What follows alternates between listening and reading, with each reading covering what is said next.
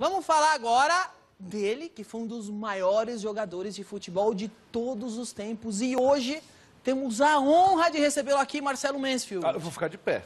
Fica. Zico! Zico!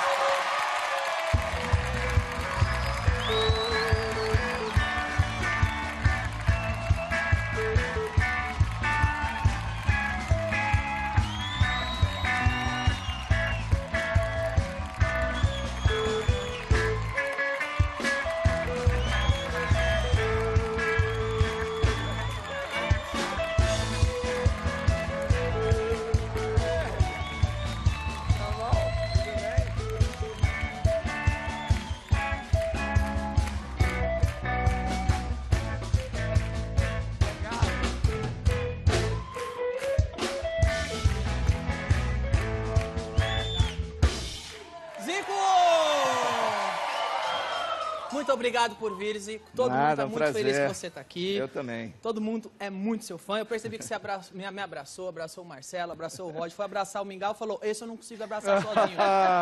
Aí só deu a mão para ele. Você está aqui... O Roger esteve na minha casa, né? Ah, Achei é? um prazer muito grande. O que o pai não faz por uns filhos, né? Ah, é? Eram todos apaixonados pelas músicas dele, os pais também, né? Mas é assim tua casa? Qualquer um entra.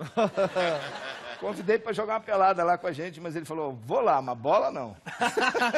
Bola não, mas se você quiser... um prazer grande receber ele mas lá, quiser cara. pelado com o Roger é aqui, tá? É. Pelada não, mas pelado é aqui, tá legal? Você fica... Eu adoro que eu fico com a Tô revista vendo que aqui. eu tô roubado mesmo. Qualquer deixa eu jogo ela. Você se incomoda, Roger? Não, não.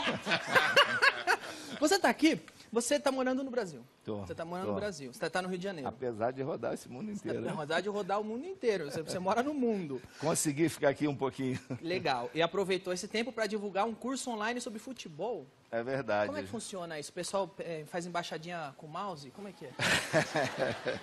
Não, a gente sabe que o futebol não é só você chegar lá, treinar e jogar. Existe uma série de fatores e coisas importantes do futebol. Você hoje tem áreas que são que muita gente não dá valor, mas a gente que está ali trabalhando dá. Por exemplo, medicina esportiva, fisioterapia, a questão jurídica, a questão de gestão de clubes. Então, o que eu procurei fazer? Dentro de um curso, colocar todas essas coisas e chamar pessoas de cada atividade, profissionais de todas as atividades, para poder falar o que eles veem pelo futebol no mundo, como é que está o futebol brasileiro, qual a diferença do futebol europeu que está hoje em melhor estágio que o futebol brasileiro. Então tem Parreira, tem o Júnior, tem Dinamite, tem Marco Aurélio Cunha, Moraci Santana. O João Santana está lá? O João Santana não deu tempo porque ele estava fora. Mas é bom, coloca ele para falar inglês, falar né? inglês, exatamente. Precisar de tradução, entra ele. Toda essa equipe no site? Toda essa equipe está me ajudando, procurando falar das experiências deles em cada setor. Então, quero já aqui de público agradecer a todos eles pela participação. E eu coloco, lógico, minhas experiências, por onde eu andei, o que eu vi a respeito, principalmente, diferença de gestão dos clubes, organização, infraestrutura, como é lidar com um jogador hoje na Europa e como é lidar com um jogador no Brasil. Então, por ter uma experiência de jogador, de técnico e dirigente, é lógico que eu pude fazer esse apanhado. Ficou legal, eu gostei bastante, espero que todos gostem, né? Parece ser excelente e... Me corrija se eu estou enganado ou não, mas eu não conhecia nenhum site com esse tipo de conteúdo. É o primeiro ou já tinha alguma coisa assim? Olha, eu não posso te garantir se já tem alguma coisa englobando tudo que envolve nunca tinha ouvido falar em nada parecido. É uma coisa pioneira isso. Não vou chamar de pioneira, mas é um trabalho que levou aí 1 ano e pouco para ser feito, porque encontrar tempo com todos esses profissionais, conseguir deles espaço nas agendas, tem supervisores, né, técnicos, tem jornalistas, né, o relacionamento da mídia, que hoje é um dos principais problemas com o jogador, porque eu não sou saudosista, mas na nossa época era muito mais aberto, a gente lidava com o jornalista no dia a dia com muita tranquilidade, e hoje tem os assessores e, poxa, tem a questão de você ter que fazer entrevista nos painéis, o que o clube também tem que ter um retorno na mídia, e então o relacionamento está bem mais distante. Mas por que você acha isso? Porque hoje movimenta muito mais dinheiro isso, Sem e é medo dúvida. do jogador falar besteira e patrocinador cancelar? Sem dúvida. Só ficar Hoje brindando o o cara jogador precisa estar muito atento, porque hoje o clube, para sobreviver, ele tem uma gama de produtos, ele tem uma gama de patrocinadores, e você não pode simplesmente... você, muitas vezes, hoje tem um contrato de imagem. Você tem um contrato de jogador, um contrato de imagem.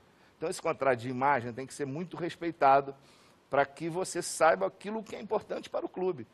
Porque aquela imagem sua é que reflete dentro daquela receita que o clube vai ter. Então, por exemplo, você tem uma publicidade importante no meio. Aí o jogador vai, faz o gol, tira a camisa, bota aqui. O momento mágico do futebol é o gol. Você bota a camisa aqui, cadê a publicidade que vai aparecer? Então, o jogador precisa ser orientado nisso também. Entendi. Tá? Vamos ver um print do site. Cadê? E você citou toda essa equipe de craque que está no... E como eles colaboram? Com colunas, com vídeos? Foram entrevistas, né? Entrevistas, Sensacional. então, cada um na sua área. E aí, quer dizer, a pessoa tem que entrar lá para passar de módulo, você tem que, né, comprar o curso, né? São módulos, são módulos de curso. Tem um VT, vamos ver. São 10 módulos. 10 módulos, cadê? Um passeio por vários temas relacionados ao futebol no Brasil e no mundo. Vou falar sobre a história do futebol e a evolução tática e técnica nos últimos 40 anos. O crescimento e a importância das comissões técnicas também estão entre os assuntos, assim como a medicina esportiva, tecnologia e o papel da mídia. E vou abordar estes e outros temas usando exemplos e histórias que vivi em mais de 30 anos de futebol, seja como jogador, treinador ou dirigente. Uma experiência que acumulei aqui no Brasil, na Itália, no Japão, na Turquia e em outros países por onde eu passei. Em assuntos específicos, vou contar com a ajuda de convidados que são grandes nomes do futebol. Legal. Agora, aproveitando que você está aqui, que é um especialista no assunto, a gente podia comentar algumas atualidades. Por exemplo, como você acha que o Neymar... Você acha que o Neymar fez certo em ir para o Barcelona, em ir para a Espanha? Eu acho que fez. Ele já estava começando a encontrar muita dificuldade aqui no Brasil, em relação à pressão em cima, muito jovem, Neymar, talento fantástico.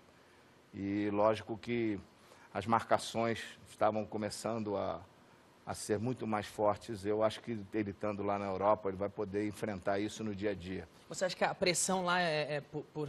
Não, a pressão aqui menor? é maior. Aqui é maior? É maior porque não apareceu nenhum nome mais experiente. Então, estão jogando a carga de resolver o problema da seleção em cima dele. Lógico, é o garoto que mais aparece na mídia, tem os melhores contratos e merecidos. Então, é lógico que todo mundo cobra muito dele. E eu acho que aqui ele estava sendo massacrado e estava começando a esquecer um pouco a condição dele, da profissão dele. Porque a gente vê hoje, minha opinião, o Messi é o maior jogador do mundo. Você não vê o Messi toda hora fazendo propaganda, não vê toda hora nos lugares e tal. Ele cuida da vida dele profissional, treina pra caramba, chega no jogo, está sempre bem. Então, começavam a sugar o Neymar com muitos compromissos aqui, daqui e dali. Isso desgasta, por mais jovem que você seja, mas o desgaste, a pressão emocional, psicológica. O foco. Exatamente. E eu acho que isso estava começando a atrapalhar ele. Você acha que ele ficou muito exposto? Eu acho que ele está exposto demais. E eu acho que indo para lá, o Barcelona vai, tenho certeza, moldar ele para ser, cabeça dele voltada para, acima de tudo, ser um atleta. E eu acho que vai ser bom para a seleção brasileira. Eu acho que quem vai ganhar com isso vai ser a seleção brasileira. Uma coisa que vai fazer bem para ele lá na Europa é que a Bruna Marquezine não vai estar lá, porque ela é muito gostosa e ela deve tirar muito o foco do cara. Estamos aqui, tá, Bruna? Tá? Se quiser, se precisar. Você acha que o Santos conseguiu segurar o Neymar aqui durante muitos anos? E isso ainda é raro aqui no Brasil, Mas eu acho que o Santos segurou porque a Copa do Mundo vinha para cá, estava tudo definido, então as empresas ajudaram o Santos nisso. Então o que segurou não foi o Santos, foram as empresas, os contratos publicitários, isso que segurou o Neymar. Então, e o Santos tem o valor dele porque Sim, conseguiu entendi. essa... A sua visão de futebol sempre foi muito, não é só o futebol, é o business e tudo em torno, né? Exatamente. Você analisa tudo, achei muito legal do cara levantar a camisa na hora. Você analisa todo o business do negócio, tudo. Sua visão é muito ampla. Porque a gente vê muita coisa, por exemplo, a gente vê jogadores que, pô, um certo nome, aí às vezes entra com... O clube faz um esforço danado para conseguir um patrocinador e um jogador entra com um bonezinho de uma empresa que está a fim de faturar somente naquela partida. Entendi. Entendeu? Aquele que ajuda o clube durante o ano é que você tem que dar prioridade, que aquele é que te ajuda a pagar o salário. Esse aí do bonezinho é aquele algo mais. É aquele que no jogo final bota uma publicidade na manga, no calção. Aí, então, eu acho que isso tem que ser a cargo do clube, né? E agora, o que acontece? Essa relação de clube e jogador que não existe na Europa. Um mês ter 30 dias. Então o jogador procura outros meios, porque ele sabe que aqui às vezes o mês tem 90 dias. Entendeu? Então essa é a diferença. Eu acho que precisa haver uma relação melhor para que o clube cumpra com o dever dele de pagar corretamente e o jogador cumpra com o dever dele de cumprir com os deveres profissionais. Nisso, entendeu? o Brasil está muito atrás da Europa. Está muito atrás. Você é otimista quando olha o futebol brasileiro? Você acha que a gente vai correr atrás do prejuízo ou está difícil? Eu acho que está difícil, mesmo tendo a Copa do Mundo e muita gente está se beneficiando. Os clubes hoje conseguiram arrecadar mais, televisão paga muito mais, mas ainda é pequeno em relação aos números da Europa. Nós acabamos de ter aí um exemplo de que, eu não sei, o clube que foi quase o último lugar na Champions League arrecadou mais que os 2 principais clubes que arrecadaram direito de televisão no Brasil. A capa da Exame aqui esse mês é exatamente isso aqui. Como o capitalismo pode salvar o futebol brasileiro? Pelo que eu vejo você falar, você acha que é mais ou menos por aí, não? Claro, não tem outra alternativa. E eu acho que o futebol, ele tem condições de ser um grande espetáculo, público ir ao estádio e você faturar bastante com isso. Porque está na alma do brasileiro. O brasileiro gosta de futebol. O brasileiro ama o futebol, gosta de ir ao estádio. Ele não está preocupado se a TV vai passar, vai ter o conforto da casa dele, vai estar lá sentado na poltrona tomando a geladinha dele. Mas se ele tiver condições de uma infraestrutura boa para ele ir ao estádio, ele vai ao estádio. Pelo menos eu que gosto de futebol, eu sou assim. Aqui tem um outro problema, que é segurança. Segurança. Porque na Europa o pessoal vai no estádio com o filho, com a filha, aqui se for, corre risco de morrer. E o meio de transporte também, facilidade para você chegar no estádio. Então, poxa, chega lá, transportes públicos com qualidade, que você salta às vezes, o europeu salta às vezes 500 metros, 1 quilômetro para chegar até o estádio. Mas ele vai ali numa boa, com tranquilidade, ele sabe o lugar que ele vai sentar, ele sabe aonde ele vai ficar, ele sabe aonde ele pode comer, ele sabe que ele não precisa enfrentar fila. Agora nós tivemos... Sabe que vai voltar vivo para casa, né? O jogo do Flamengo com o Santos lá em Brasília, que foi quase que um jogo teste para a Copa das Confederações, teve gente que para entrar no estádio levou quase 3 horas. Aí não tinha lugar para você comprar um refrigerante. Então essas coisas que precisam ser bem orientadas. Você vai numa NBA lá nos Estados Unidos, pô, é uma tranquilidade.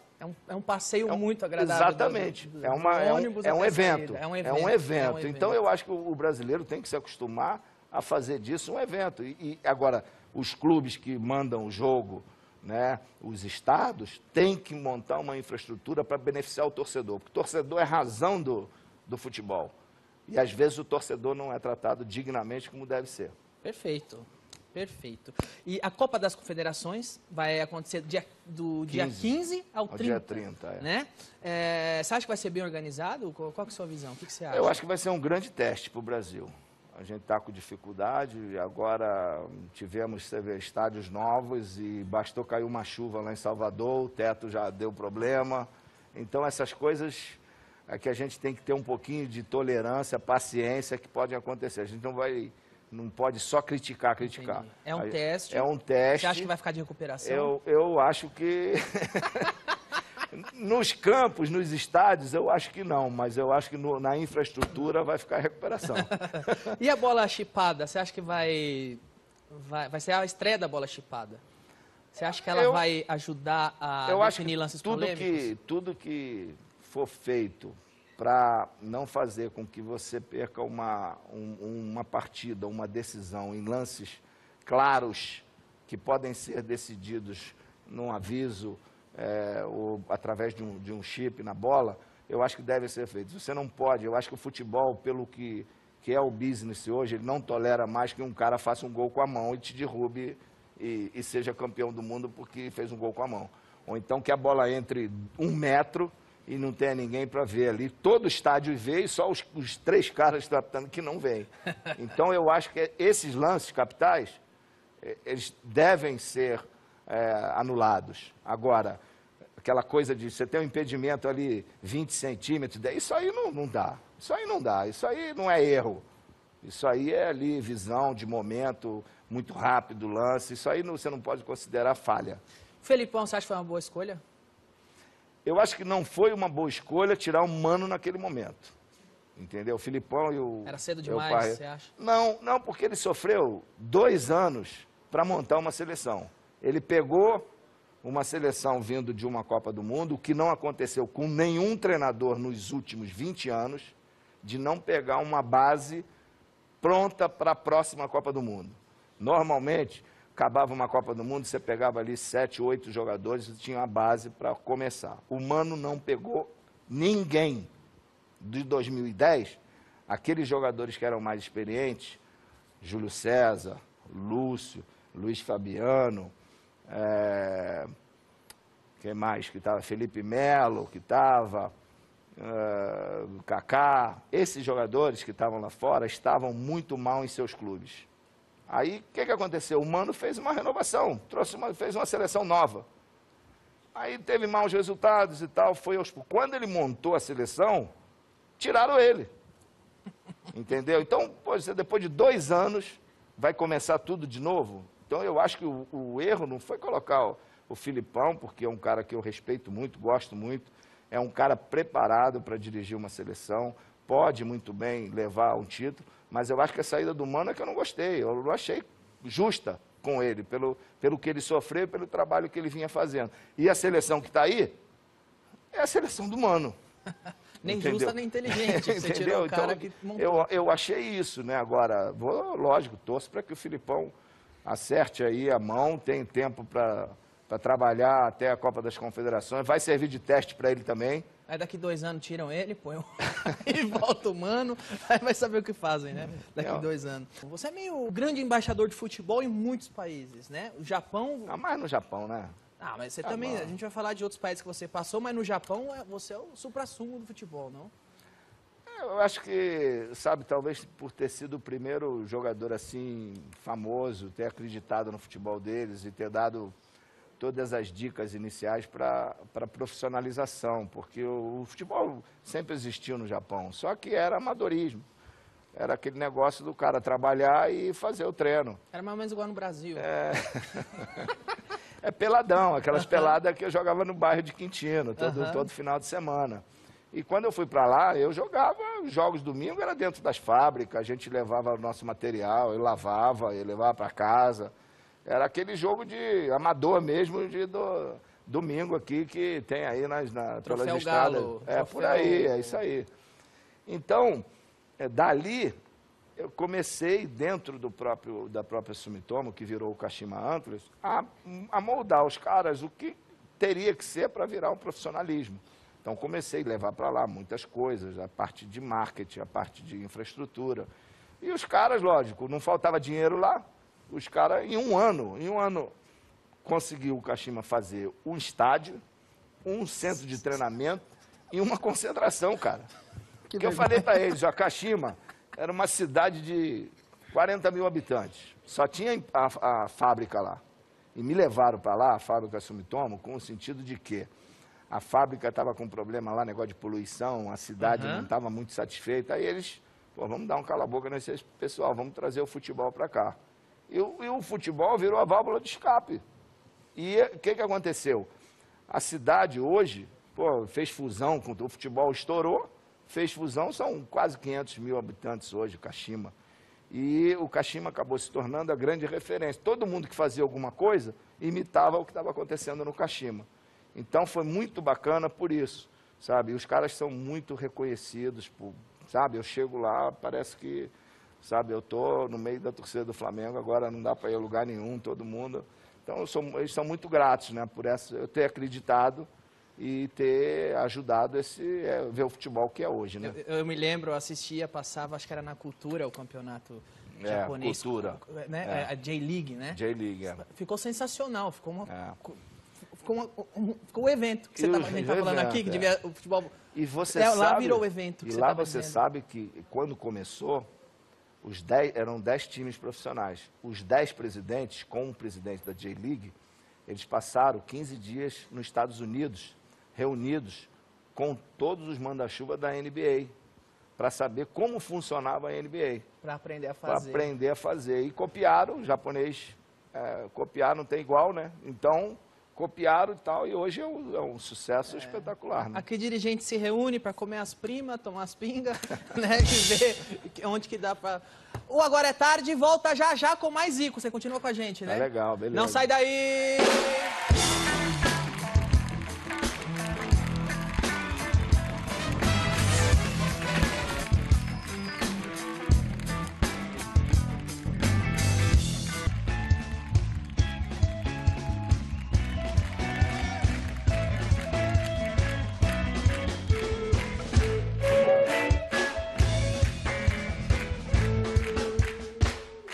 Uma dúvida. Por que quando é o hino do Corinthians, o Marcos Klein não toca, mas o do Flamengo, por exemplo, não tem problema? O Zico tá aqui, maior respeito, e o Corinthians é uma merda.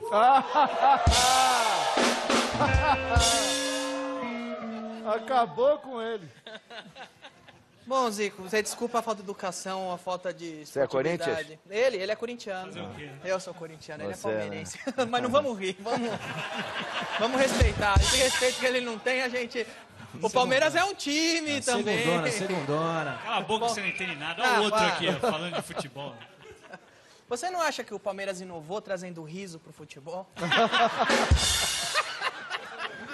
Esquece que o Corinthians caiu Pô, pra é só segunda do divisão. tempo da academia. Na academia. E o Roger já esteve na sua casa, né? Você falou no começo da entrevista. Você lembra quando foi? Quando que foi? Lembro, foi 86 por aí, Ah, foi no 85, faz tempo. Pô, olha. Foi lá. Queria ver se A seus filhos iam galinha, querer hoje. a Marilu lá não é mole. Tem ainda a camisa da seleção, autografada por ele também. Você tem até hoje? Tenho, E eu camisa acredito que azul. isso aí é mão de vaca, nunca ele ia desfazer. Eu não sei como ele não vendeu para pegar dinheiro. A gente estava falando da sua passagem no Japão. Além do Japão, quando eu estiver certo, você já passou pela Rússia, Uzbequistão, Grécia, Uzbequistão e Rússia é a mesma coisa. Mesma, tudo mesma ali. coisa, tudo ali. Grécia, Turquia e Iraque. Iraque. Qual foi o país, depois do Japão, mais legal, que deu para desenvolver um trabalho melhor no futebol? Turquia. Os caras são apaixonados pelo futebol e foi onde também eu tive mais tempo para trabalhar, melhor infraestrutura e muito bacana. O pessoal hoje, né, ficou na moda aí, os locais, todo mundo. E quando nós chegamos lá, o país estava começando a se desenvolver, que foi o período que eles estavam querendo entrar na comunidade europeia. Mas vai ser difícil, por causa do problema ainda religioso, eu acho que isso ainda vai complicar. Mas hoje é um país altamente rentável, né? A Turquia hoje oferece tudo, as melhores condições, melhores restaurantes, melhores passeios, melhores pontos turísticos, estão sabendo usufruir bem. Agora, tudo ali, tudo muito fechado, sabe? A briga é entre eles ali. Eles querem fazer o melhor. O clube, por exemplo, o Galatasaray, o Fenerbahçe, ele não quer ser igual o Real Madrid, o Milan, não. Se o Galatasaray faz um estádio de 40 mil, o Fenerbahçe faz um de 45, aí o Galatasaray aumenta para 50, o outro vai para 60. A briga é entre os dois. É província, a briga de vizinho. Exatamente. É província. Exatamente. É isso aí. Como é que você foi se meter no Iraque? Eu preciso te perguntar. O Iraque, eu não fui no Iraque, eu não morei no Iraque. Não, mas você... Passei lá dias problemáticos. Você né? dirigiu a seleção. Muita tensão, foi. Porque eu tava lendo, o filho do Saddam Hussein, ele era Ele era o responsável Uday, pelo comitê. Uday. É, o Uday Hussein. Uday A Hussein. história ia começar. Às vezes você não precisa Ah, nem perguntar. Por quê? Porque o Uday foi presidente do meu irmão. O meu irmão foi técnico lá. Então, quando nós fomos jogar o Flamengo-Iraque, que foi uma das poucas vezes que eu joguei com Sócrates no Flamengo, foi contra a seleção do Iraque, o meu irmão, o Edu, era o técnico. E o Uday era o presidente da federação e do time dele. Então, era o cara medo. que medo, Não? mas é o tal negócio. Ele se deu bem, porque era tudo em dia. Ah, eu fui sim. para lá, não tinha o Uday nem o Saddam, pô, não recebi nada. Entendi. Você, Então- você levou calote no Iraque? Saiu Tô do brigando, Flamengo para eu- tomar calote no Iraque. Eu estou brigando na FIFA, né? Entendi. Infelizmente, isso teve que acontecer. Mas o que acontece? O Iraque, ele é um país da Ásia, talvez um dos mais apaixonados pelo futebol. Os caras adoram o futebol brasileiro. E a única vez que foi para uma Copa do Mundo foi quando o meu irmão era técnico. O técnico era o Jorge Vieira, passou mal na reta final, o meu irmão assumiu e eles se classificaram para a Copa. E o intérprete, na época, do Edu, é que veio aqui ao meu Brasil para chamar o Edu para ser de novo. Como o Edu estava trabalhando comigo, aí ele, eu só vou se o Zico for de técnico e tal. Entendi. E aí eu conheço, o futebol iraquiano da Ásia é um dos melhores em termos de qualidade técnica, de biotipo de jogador. Agora não tem infraestrutura nenhuma. Os caras não oferecem nada. E eles estão na bica aí para classificar Entendi. para a Copa do Mundo. Depende, em 3 jogos, se vencerem 2, ficam lá quase classificados. E fazer estádio lá é fácil, porque a areia não falta, é só chegar o cimento. Você sabe porque quando você falou, não, o Uday, porque eu tenho medo dele, porque tudo que eu leio dele, o cara é um psicótico, a seleção, eu li que um ano a seleção não se classificou, ele torturou os jogadores. O meu irmão, uma vez que veio ao Brasil, quando voltou, os jogadores estavam todos presos. Exato. Ele Cabelo matou, raspou. tudo raspado, e ele ainda falava, se não ganhar, vou mandar vocês para a fronteira, lá para a guerra, lá com o Irã. Então, Exato. na época que eu fui, foi uma coisa muito triste, né? Chocante, porque você vê a quantidade de gente mutilada lá. Então, Bagdá hoje está totalmente destruída, é uma cidade que não tem nada, não sobrou nada. Os americanos fizeram a festa lá. E a gente lamenta, porque é uma cidade histórica. Você tem uma cultura grande que podia ser muito bem aproveitada turisticamente. E não dá, eu ia lá, eu não falava nada para minha mulher, para meus filhos, mas eu ficava 2 dias lá tenso, não saía do quarto, fiquei com febre 2 vezes, doido para ir embora. Eu pisava, quando é que eu vou embora? Eu só falava nisso. Então, é assustador o momento, a cidade de Bagdá. Entendi. Cidade de Bagdá. O Uday também é assustador. O Uday já foi, Já era. já está lá embaixo. Eu li que o Uday, ele pendurou os jogadores que nos classificou para a Copa, pegou um porrete de pau, começou a dar paulada na sola do pé de todos, porque não se classificaram. É Que é complicado. a maior Medo. dor que existe, né? É. Você levar palmatória no pé é triste, né? Marcos Klein sabe. É pé-umatória. É. Você fez parte da história do futebol brasileiro, não só enquanto jogava, mas você já foi coordenador técnico da Copa de 98, né?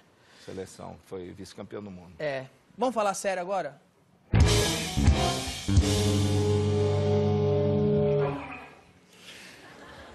O que aconteceu com o Ronaldo naquela final contra a França? Você estava lá. Eu estava lá. Aconteceu, ele teve uma convulsão, né, que foi o que nos foi passado pelos médicos. Foi real mesmo. Foi real.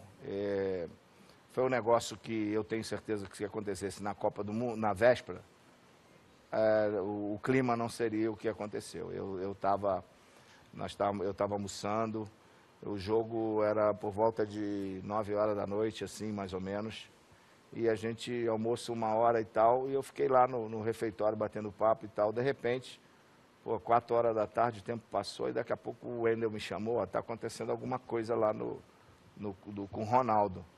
E aí eu fui lá no quarto, o Ronaldo estava meio sonolento lá, aí o médico estava, falei, olha, o que aconteceu? Ele passou mal aqui, teve um problema, e um negócio sério, e juntamos lá a comissão técnica, o que era possível fazer e tal.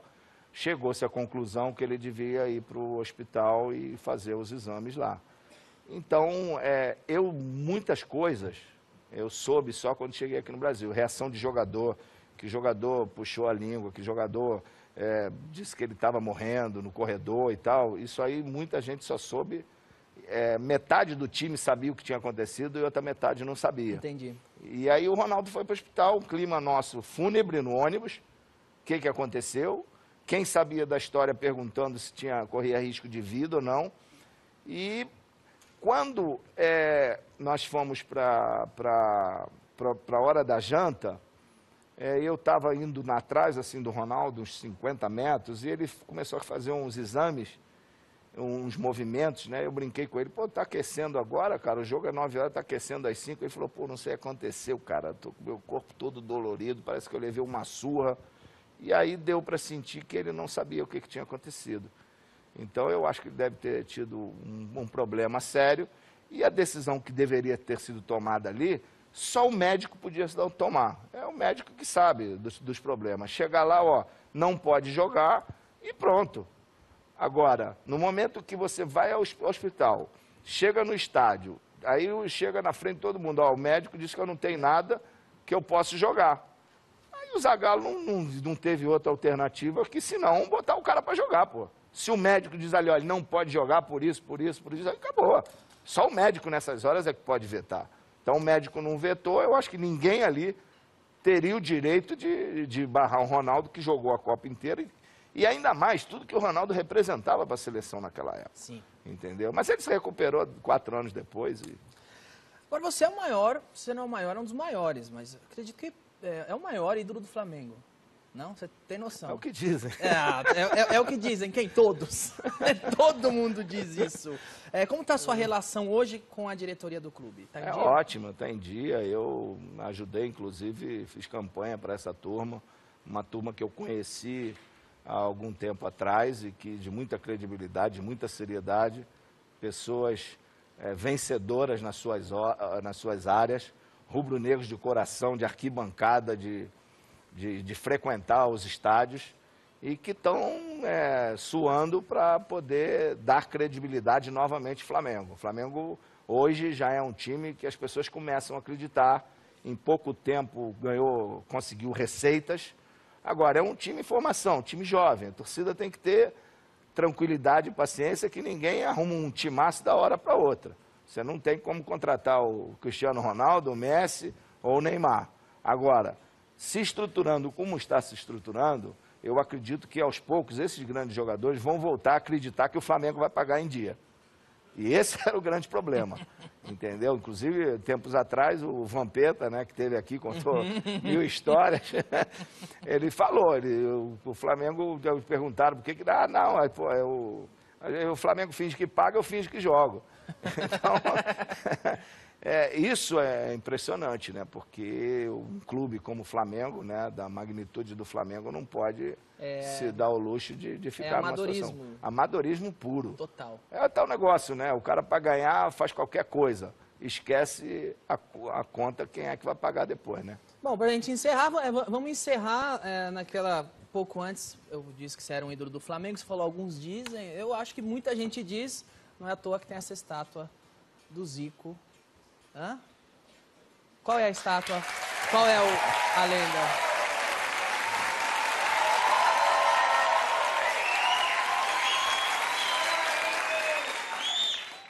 O pessoal fala que o Maradona é o segundo maior jogador do mundo. Para mim, essa estátua... A estátua, não o Zico, a estátua dele joga melhor que o Maradona, fácil. E tem uma estátua, acho que eu vi, acho que no Japão fizeram uma estátua para você também, não é? Cadê? Essa aí, ó. Não, confundi, achei que era. Muito obrigado, Zico. Foi um prazer tê-lo aqui. Prazer todo mundo. Prazer gigantesco. Muito obrigado. O Agora é Tarde volta já!